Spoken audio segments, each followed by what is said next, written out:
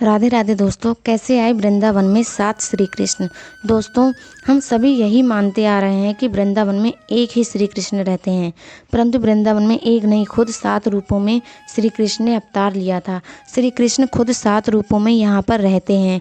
वृंदावन को 7 ठाकुरों के अधीन माना जाता है। इन 7 कृष्ण के वृंदावन में आने के कारण समय अलग अलग हैं।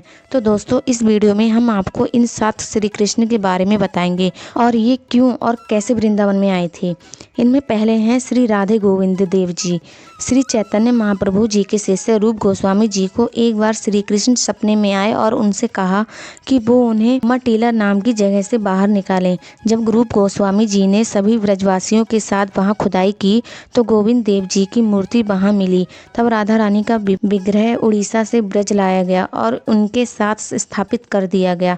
दूसरे हैं मदन मोहन जी। यमुना नदी के किनारे चैतन्य जी के शिष्य सनातन गोस्वामी साधना करते थे। वे सबके घरों में भिक्षा मांगने जाते थे।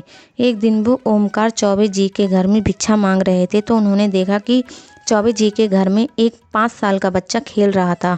तब गोस्वामी जी ने चौबे जी की पत्नी से पूछा कि माता, ये बालक किसका है। माता ने कहा कि ये मेरा तो नहीं है, ये मुझे कुछ दिन पहले यमुना के किनारे मिला था।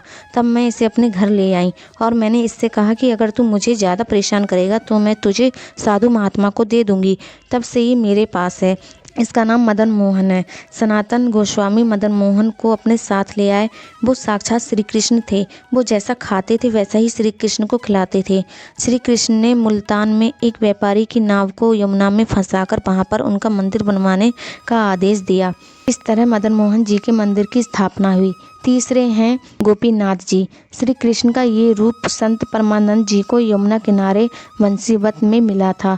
उन्होंने इसे निधिवन के पास स्थापित किया और इनकी सारी जिम्मेदारी मधु गोस्वामी को सौंप दी थी। मुगल आक्रमणों के दौरान कृष्ण के भक्त कृष्ण के इस रूप को जयपुर ले गए थे और तब से कृष्ण का ये रूप जयपुर के गोपीनाथ मंदिर में विराजित है। चौथे श्री कृष्ण हैं युगल किशोर जी।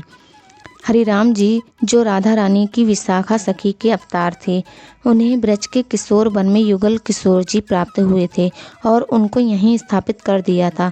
जब औरंगजेब का शासन था तब वृंदावन के अनेक मंदिरों को तोड़ा जा रहा था। तब कृष्ण भक्त युगल किशोर जी को विग्रह को ओरछा के पास पन्ना प्रदेश में ले गए। तब से युगल किशोर जी पन्ना प्रदेश में ही विराजित हैं। 5वें श्री कृष्ण है राधा रमण जी।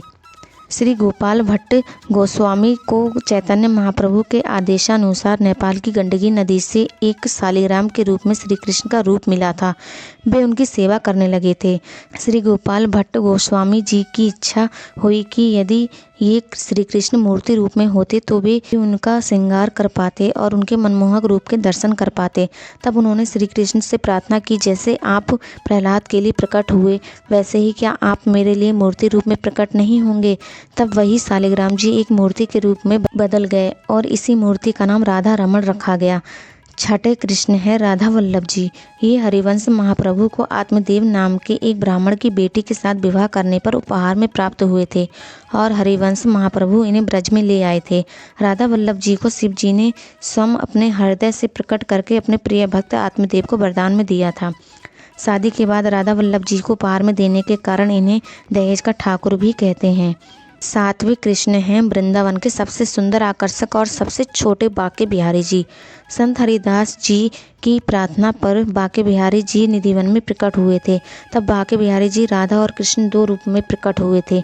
तब हरिदास जी ने प्रार्थना की कि आप दोनों एक ही शरीर में प्रकट होइए। तब राधा कृष्ण दोनों एक ही शरीर में प्रकट होते हैं और इनके इसी रूप को बांके बिहारी नाम दिया गया। वीडियो अच्छी लगी हो तो लाइक, सब्सक्राइब एंड शेयर जरूर करें।